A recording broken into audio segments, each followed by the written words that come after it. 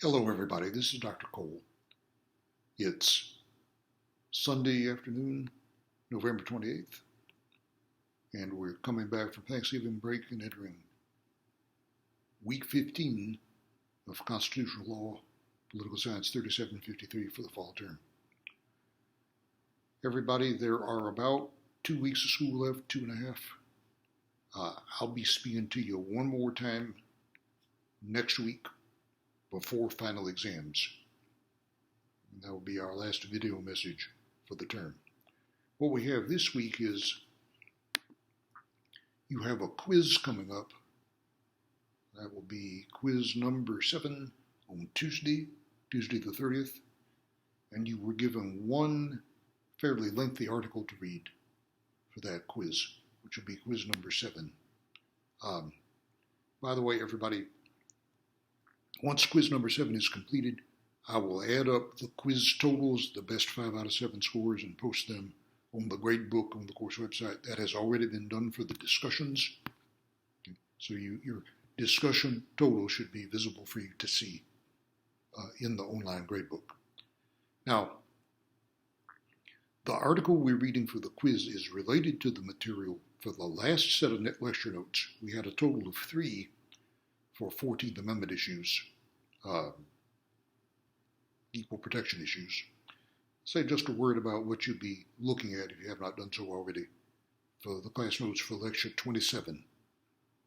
Okay. This deals with the knotty issue of affirmative action, which is also the subject matter for the article you'll be reading for the quiz.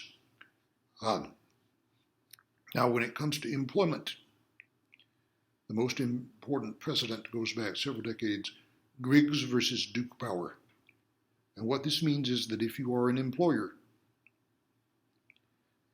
if the instruments you're using to make employment decisions, such as, say, a standardized test, if this has disparate impact, you have to show that it is job-related. Okay, if it has disparate impact, and if it's not job-related, then it's adjudged to be discriminatory under the standard of Griggs versus Duke Power. Okay? All right, so if it excludes people of one race vis-a-vis another, and it's not job-related, okay, then it's judged to be discriminatory. Now, the Supreme Court appeared to go back on that standard in the Ward's Cove decision. Okay? In the Ward's Cove decision, they decided they were going to move in the direction of intent rather than effect. So it was a question of whether the employer's intent was discriminatory, which might be harder for the employee to prove than the disparate impact standard. Okay? And what Congress eventually did, after a tremendous amount of political disagreement, was to pass the Civil Rights Act of 1991, because everything turned on statutory interpretation of the Civil Rights Act. So by changing the law, passing an amended Civil Rights Act, they could force the Supreme Court to abide by the earlier disparate impact standard, and that was what was done with the Civil Rights Act of 1991. Now, in the field of education, including undergraduate admissions, admissions to law or medical school, the most important precedent there is Regents of the University of California versus Bakke, B-A-K-K-E, Alan Bakke, again going back a couple of decades. Now in that case, what the Supreme Court said was that the institution had a legitimate interest in a diverse student body. Okay. It wasn't the student that had the right to be admitted, but the institution had the right to try to diversify its student body. Okay. And therefore, race could be taken into account.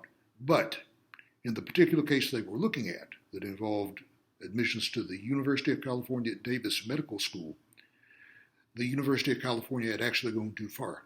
They had set aside a specific number of places in each new class for the medical school for members of minority groups, and that went too far in the direction of a quota.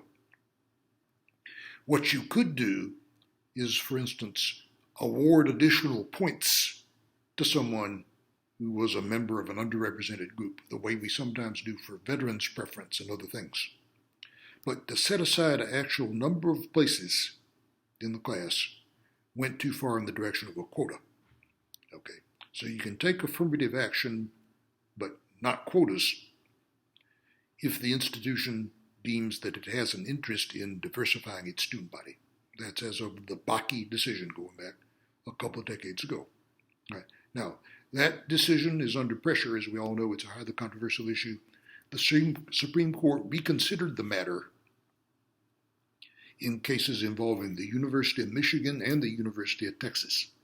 The Texas case was called Fisher versus the University of Texas.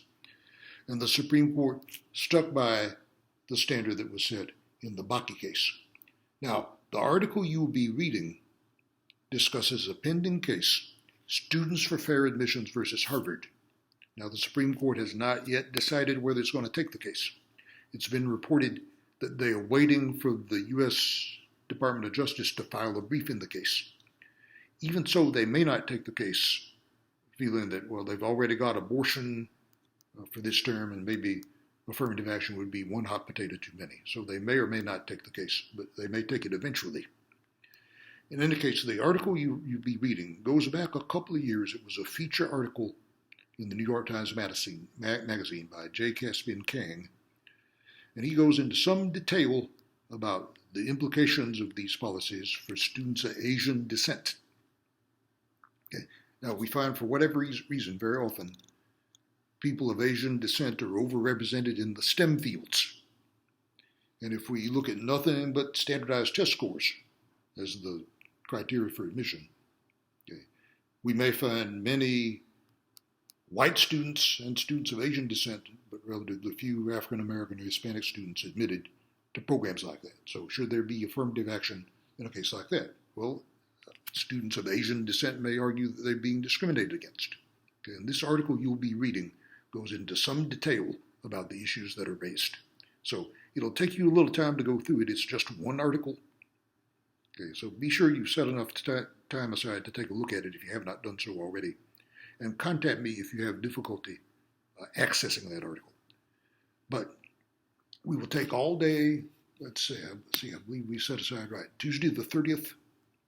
Okay, that quiz will be open for 24 hours. The only material is that article by J. Caspian Kang, 10 true false items, and that'll be available for you to take all day this Tuesday the 30th, and that will be quiz number 7.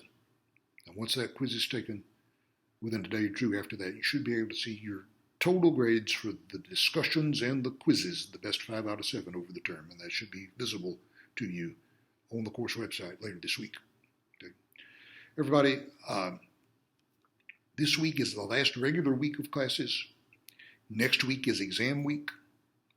It looks as though, I think what I'm going to do is have the final exam open for 48 hours on the 8th and 9th, Wednesday and Thursday and next week, not this week. Okay. The material will be the class notes for lectures 13 through 27, plus expect 10 or 15 questions repeated from quizzes 4 through 7. And that will be the material for the final exam. All right, so I anticipate that will be available on the 8th and 9th. After that, grades are due at noon on Tuesday the 14th. If you're going to do a paper, I need to have it then by that weekend after the final exams to look at it, put a grade on it, and get grades turned in by Tuesday the 14th at noon. Okay. Remember, you do not have to do a paper, but to be on the A track for the course, if it's important to you to try to make an A, you should consider doing a term paper. I haven't heard from many people. Remember, the paper should more than likely concentrate on one Supreme Court case or perhaps a couple of related cases. Okay. And we've sent a document out to you, and I think we've given you some idea of what the criteria are and what we're looking for in that paper. So if you have any questions about that, please contact me. The quiz will be Tuesday the 30th. The final exam we anticipate will be the following week on the 8th and 9th. And then grades are due the 14th, 2 weeks from this coming Tuesday. So we will be talking to you one more time a week from today. That'll be our last video message for the term. So good luck. Good luck on your quiz, your exam, your paper. If you have any difficulties or questions, please contact me. Please contact me about any makeup work. Okay, if you need to take a quiz that you might have missed, if you missed the midterm exam, or if you missed a discussion, please contact me about that. We'll try to see about giving you an opportunity to get that work in.